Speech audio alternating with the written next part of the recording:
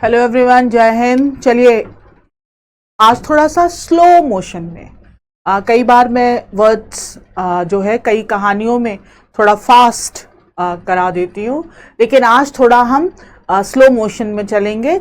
जैसे आप लोग वीडियोस बनाते हैं स्लोमो में, ऐसे ही आज हम कहानी में भी थोड़ा धीरे धीरे वर्ड्स करेंगे। तो प्रयागराज में एक लड़का रहता था, जॉब वॉब करता था, लेकिन उस लड़के की खासियत ये थी कि वो था बड़ा मनमौजी।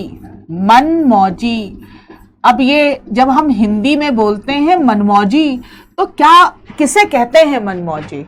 मनमौजी का मतलब होता है उसका जब जो मन करता हो वो करे, और लोग उसे कुछ भी कहें, वो ब्रेकफास्ट के टाइम पे डिनर करे, डिनर के टाइम पे वो ब्रेकफास्ट करे, वो कहीं भी जाए, ऐसे लोगों को हम कहते हैं मनमौजी। अब वर्ड है हमारे पास मैवरिक। मैवरिक को हम कह सकते हैं अनब्रांडेड। वो किसी भी प्रकार की, ब्रांड का मतलब सिर्फ कपड़े के ब्रांड नहीं होते, नियमों के भी ब्रांड होते हैं। तो जो मैवरिक होता है वो होता है अनब्रांडेड। नाउन है, आप किसी को कह सकते हैं या खुद को भी कह सकते हैं, आई एम अ मैवरिक। आजकल तो बड़ा ट्रेंड में है मनमौजी होना, तो आप अपने आप को भी कह सकते हैं आई एम अ मैवरिक।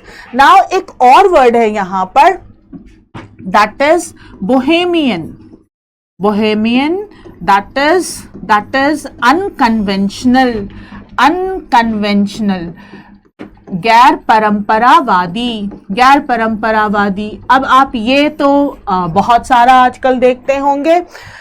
अगर मान लीजिए कि अभी से कुछ साल पहले महिलाएं जब साड़ी पहनती थी, तो भाई साड़ी पहना, ब्लाउज पहना, नीचे सैंडल पहना, इस तरह से वो तैयार होती थी। अब अगर आप आज की डेट में किसी बच्ची को देखें और फिर आप उन्हें देखें कि उसने ऊपर तो जो है वो शर्ट पहना हुआ है, शर्ट, और फिर साड़ी पहनी हुई है, साड़ी, और फिर नीचे पहने हुए हैं बढ़िया एडिडास के शूज, तो इस तरह की जो ड्रेसिंग है जो अब अनकन्वेंशनल है, उसे हम कहते हैं बोहेमियन ड्रेसिंग या बोहेमियन ड्रेस, जिसमें अब हम परंपराओं को फॉलो नहीं करते कि इसके साथ यही पहनना है।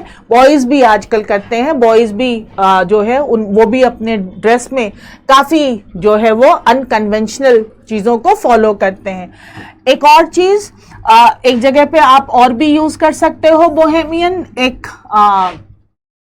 70 साल के इंसान ने, 70 साल के पुरुष ने तीसरी शादी की, तो अगले दिन न्यूज़पेपर में आया एक आर्टिकल जिसका टाइटल था बोहेमियन लव स्टोरी।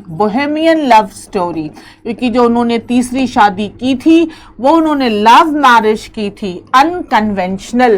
देखिए, मैवरिक होता है अनब्रांडेड, जो किसी भी की नहीं सुनता, उसका जो मन करता है वो करता है, और बोहेमियन होता है जो एक परंपरागत चीजें चली आ रही हैं, चाहे ड्रेस में, हालांकि ये वर्ड ज्यादातर जो है वो आर्ट, कल्चर, ड्रेस, इनमें यूज होता है, उसे हम कहते हैं अनकन्वेंशनल। तो जो हमारा प्रोटैगोनिस्ट है वो है बड़ा मैवरिक।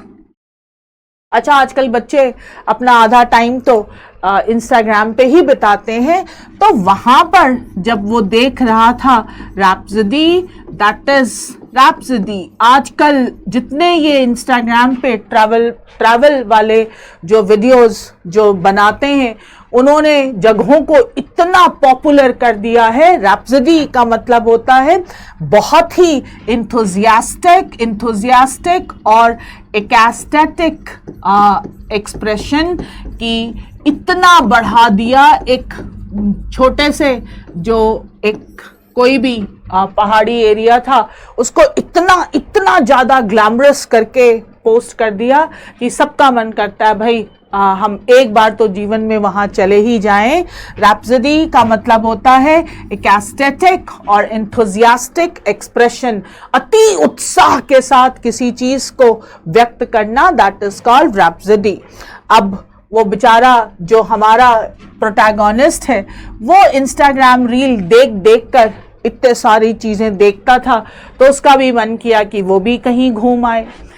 लेकिन वो तो था मनमौजी। उसने कहा अब सब जहां जाते हैं वहां तो मैं नहीं घूमने जाऊंगा, मैं किसी ऐसी जगह घूमने जाऊंगा जिसके बारे में ज्यादा लोग जानते ही नहीं हैं। Arcane, arcane that is known by few, known by few, जिसको बहुत कम लोग जिसके बारे में जानते हैं, known by few, known by few.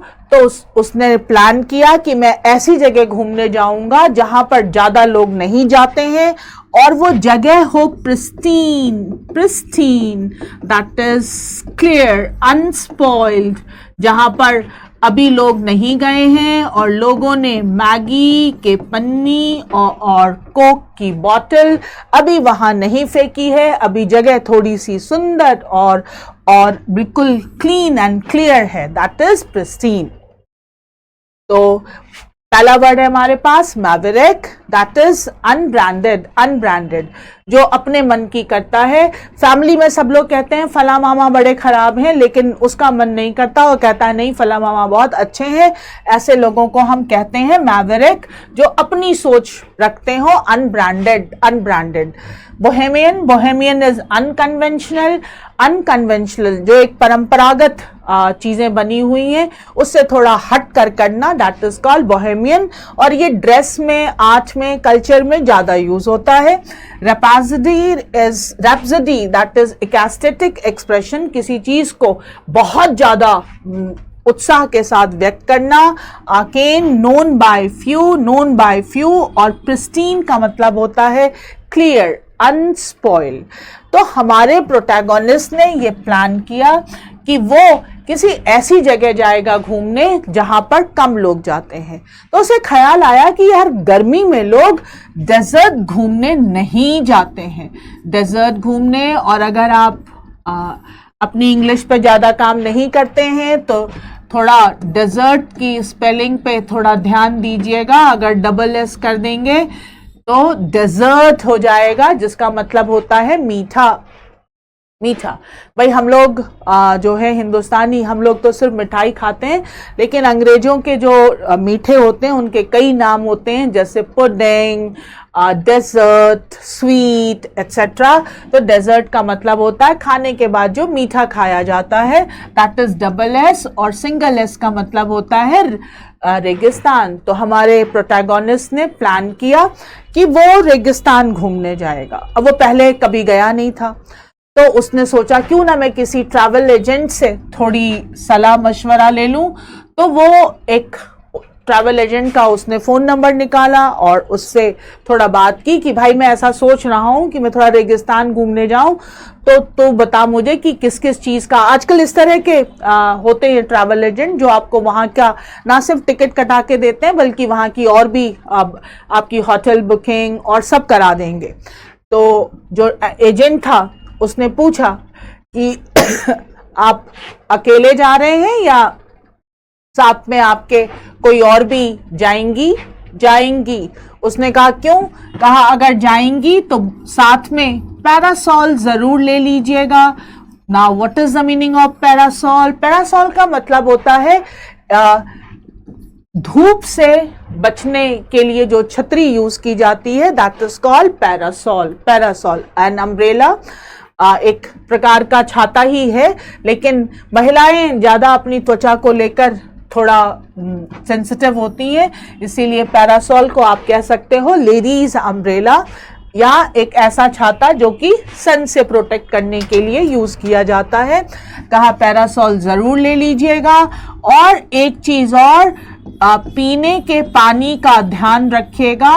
Adams L, Adams L, या इसे हम कहते हैं पोटेबल वाटर, पोटेबल, पोटेबल एडम्स एल का मतलब होता है पीने योग्य स्वच्छ पानी। कहा इन चीज़ों का ज़रूर ध्यान रखिएगा क्योंकि वहाँ पर एक तो धूप बहुत होती है और पता नहीं आप इस मौसम में क्यों जा रहे हैं वहाँ पर, और दूसरा पानी वहाँ पे थोड़ा सा खारा आता है, तो पानी का भी ध्यान रखिएगा।